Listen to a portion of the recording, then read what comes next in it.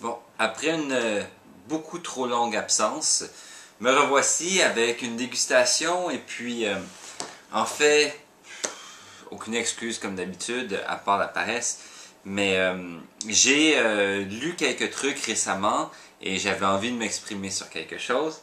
Et outre ça, j'ai vu une petite capsule télé sur un vigneron de Sicile, Frank Cornelissen, qui est un vigneron qui fait des vins nature, euh, qui m'a pas interpellé, là, mais qui a fait mijoter les choses et j'avais envie de parler un peu de vin nature. Et donc voilà, je suis justement en train de déguster un vin de Fabien Jouve du Mas del Perrier à Cahors. Et donc, tu vins plus aux soirées, version 2012. Et donc Fabien Jouve qui pourrait être considéré comme un vigneron qui fait des vins nature.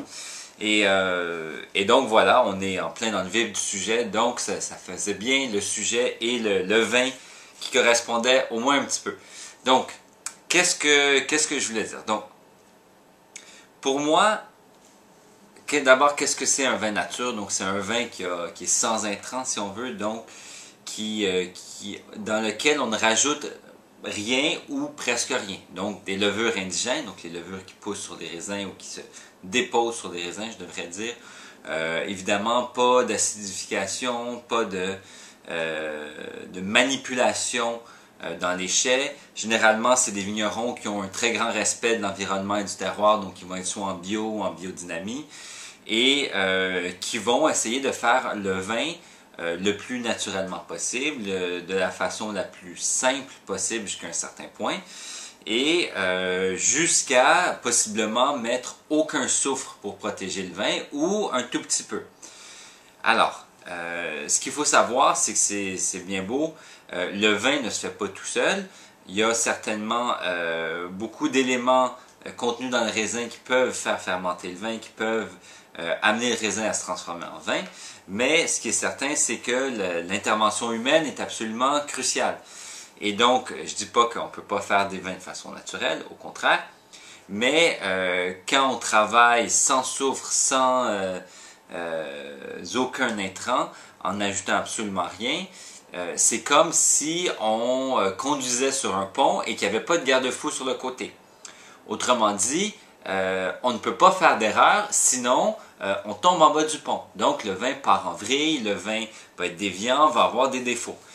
Et donc c'est un peu la difficulté que j'ai avec certains vins nature. Je fais, depuis que je suis en France, depuis 2 ans, beaucoup de salons de vin nature.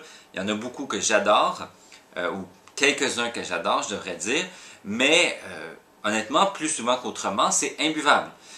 Ça sent mauvais, ça goûte mauvais, c'est plein de défauts et c'est, je dirais pas impropre à la consommation, mais à mon goût, c'est pas bon. Dans plusieurs cas.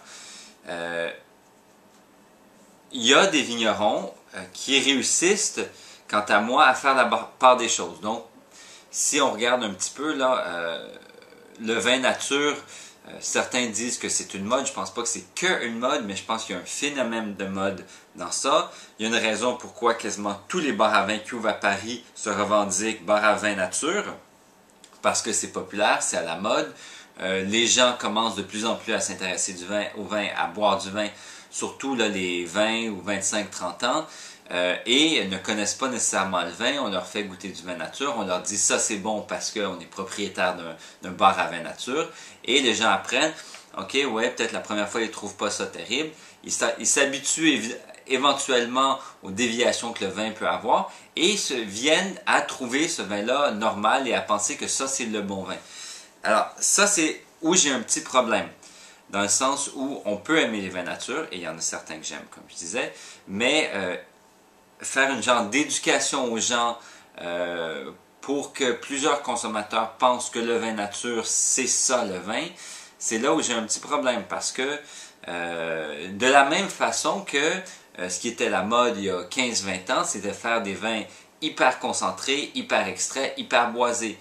Le vin ne se résume pas à ça et ce n'est pas pour moi une bonne définition ou une bonne relation du vin avec son terroir parce que le vin est maquillé par un agent externe de la même manière qu'un vin nature qui est parti en vrille ne représente pas bien son terroir parce que c'est la déviation qui va venir en premier plan.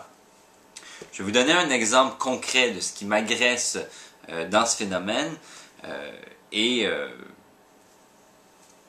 vous êtes libre de le prendre comme vous voulez.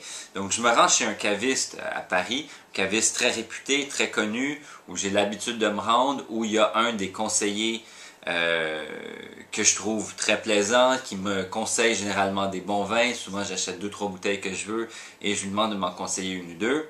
Jamais été déçu, tout est bon. Après, je sais que c'est un caviste qui a tendance à avoir certainement des classiques et aussi des vins très naturels. Et donc, j'y vais l'autre jour, je prends 3-4 bouteilles. Bon, le gars que je connais n'est pas là, c'est un autre qui me conseille. Et là, je dis, ben, conseille-moi une bouteille, vas-y. Et donc, là, il me conseille un vin. Et à la fin, je dis, bon, est-ce que je dois le carafer, quelque chose que c'est réduit? Je dis, bon, celui-là, il faut le carafer et tout. Et de la manière qu'il me le dit, je comprends que c'est un vin nature parce que je sais qu'on a tendance à avoir ce genre de vin dans ce caviste. S'il me demande le carafer, c'est probablement que c'est très réduit et donc souvent les gens qui mettent peu de soufre vont travailler de façon très réductive. En tout cas, c'est une déduction. Le gars me dit pas c'est un vin nature, est-ce que ça te plaît, est-ce que ci, est-ce que ça. Donc, j'ouvre le vin le soir même parce que des vins que j'ai achetés, j'avais tous envie de les goûter, mais celui-là m'a intrigué parce qu'on me l'a conseillé et je ne le connais pas. Bon, c'est un vin du Roussillon, pas besoin d'aller dans les détails. Et je l'ouvre et c'est, pour les 15 premières minutes, c'est un petit peu réduit, mais pas trop. J'agite un peu, le fruit ressort. La première moitié du premier verre est agréable, le fruit est présent. Puis, éventuellement, donc au bout de même pas 20 minutes là, que le vin est dans le verre, le vin commence à avoir une note de carton mouillé.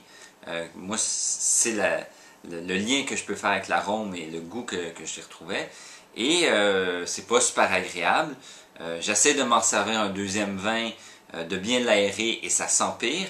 Donc je rebouche la bouteille. Le lendemain, j'y regoute un petit peu et c'est vraiment pire et c'est imbuvable. Je suis avec ma copine, on goûte tous les deux et les deux on se dit non, c'est pas bon.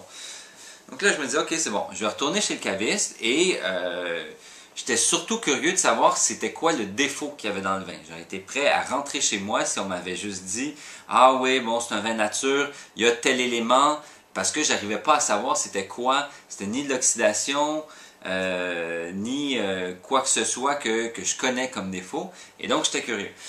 J'arrive chez le caviste, je parle au gars, le mec qui m'avait servi est occupé, donc je parle à un autre gars, je dis « J'ai acheté ça ici, je trouve ça pas tout à fait net, peux-tu me dire qu'est-ce qui cloche? » Le gars, il commence à m'expliquer, oui, bon, tu sais, ça c'est un vin nature, blablabla. Bla, bla.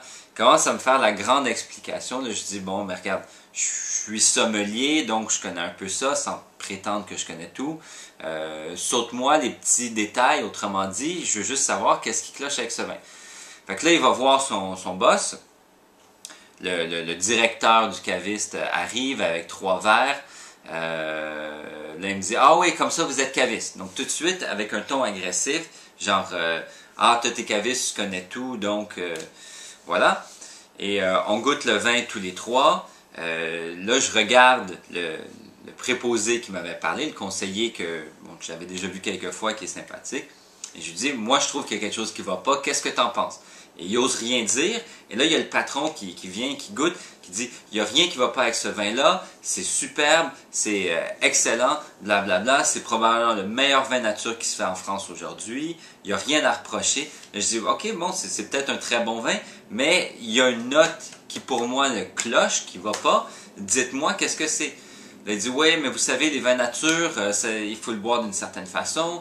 Il faut l'ouvrir, c'est souvent réduit, il faut l'aérer. Mais après, si on le garde pour le lendemain, souvent c'est parti en vrille parce que c'est pas protégé. Et donc ci, et donc ça. » Je dis « Ben regardez, monsieur, votre conseiller. » Et là, je veux pas mettre le blâme sur le conseiller. Donc je dis pas, il m'a rien dit parce que j'avais compris que ça devait être un vin nature. Mais il m'a parlé qu'il fallait le carafer, qu'il fallait l'aérer. Ce que j'ai fait, je lui raconte l'histoire que je vous ai dit. Et je dis, mais là, il y a quelque chose qui cloche et c'est pas de l'oxydation, c'est apparu tout de suite. et c'est pas de la réduction non plus, et ci et ça. Là, il me dit, non, vous savez, ça c'est le meilleur vin nature qui se fait en France. Qu'est-ce que vous buvez de toute façon comme vin nature pour dire que celui-ci est pas bon? Bon, là, je lui parle justement, j'aime bien le vin de Franck Cornelissen, que je viens de mentionner plus tôt.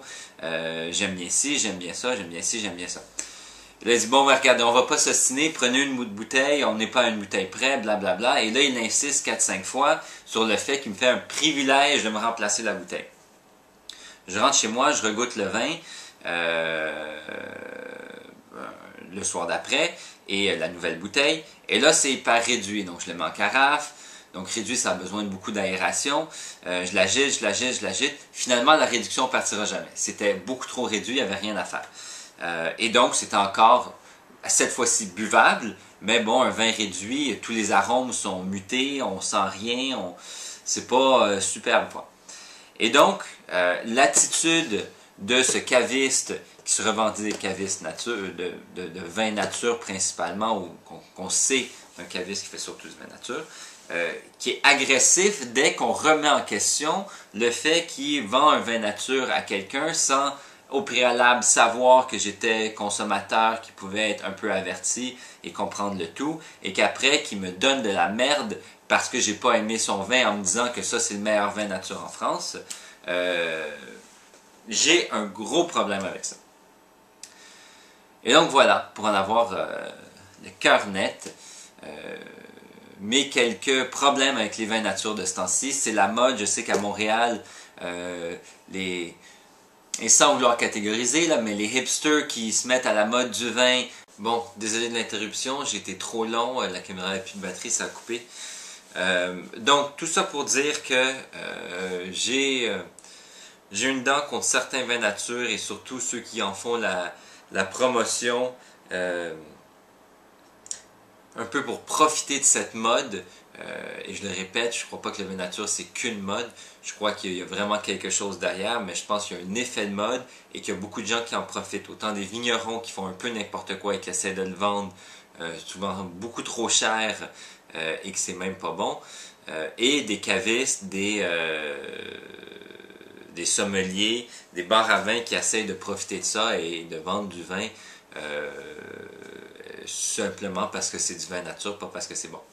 Donc, ceci étant dit, il y a certains vignerons, et il y en a quand même plusieurs, qui font la part des choses. Pour moi, tout dans le vin est comme un peu tout dans la vie, si on veut, tout une question d'équilibre. Trop d'une chose est rarement une bonne chose. Et donc, un vin trop boisé, trop concentré, trop mûr, trop ci, trop ça, c'est pas bon. Un vin qui est pas assez protégé, ça peut être néfaste. Des fois, ça réussit à surfer sur la vague, et c'est excellent. Si on prend, disons, les vins de Jean-Michel Stéphane en Côte-Rôtie, j'ai eu des dégustations, j'ai trouvé ça extraordinaire. C'était incroyable. Et ça valait largement le prix demandé, même si c'est très cher. Ces vins sont très chers. Mais j'ai eu, et je connais plusieurs personnes qui ont eu des expériences qui étaient vraiment pas terribles. Des vins brettés, sans que ce soit nécessairement parce qu'ils protègent mal ces vins, parce qu'ils mettent un petit peu de soufre et généralement les vins restent protégés. Mais souvent il y a des petites déviances aromatiques, il n'y a pas une uniformité de sa production.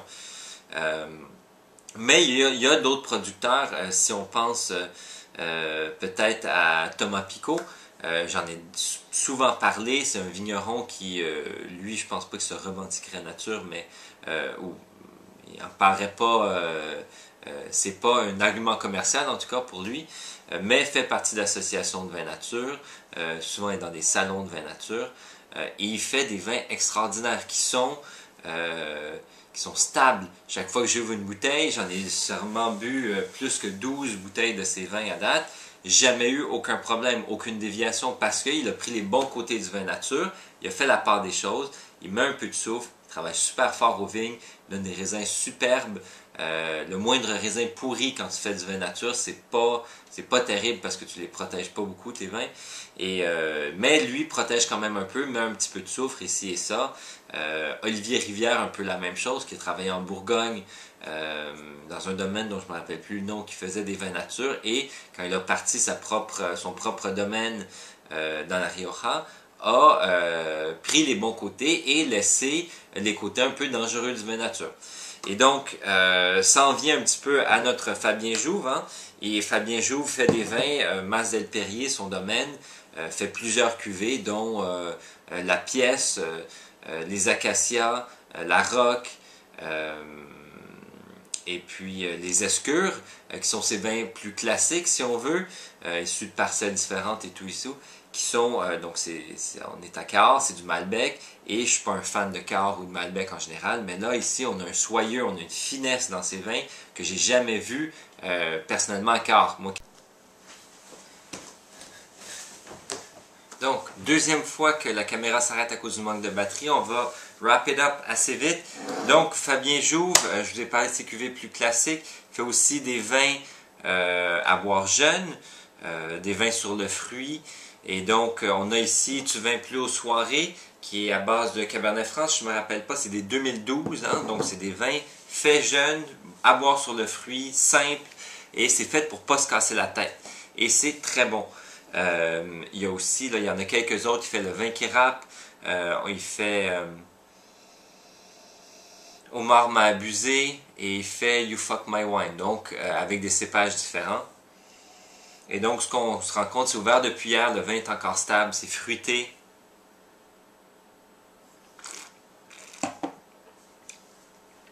À servir un petit peu frais, et ça goûte le jus de fruits, le jus de raisin.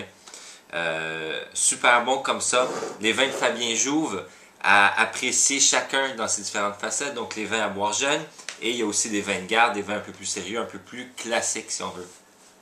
Tout ça pour dire que j'aime certains vins nature, il y a des très bons vins nature, ne passez pas à côté, mais ne vous laissez pas convaincre si vous n'aimez pas un vin que c'est bon juste parce que c'est un vin nature.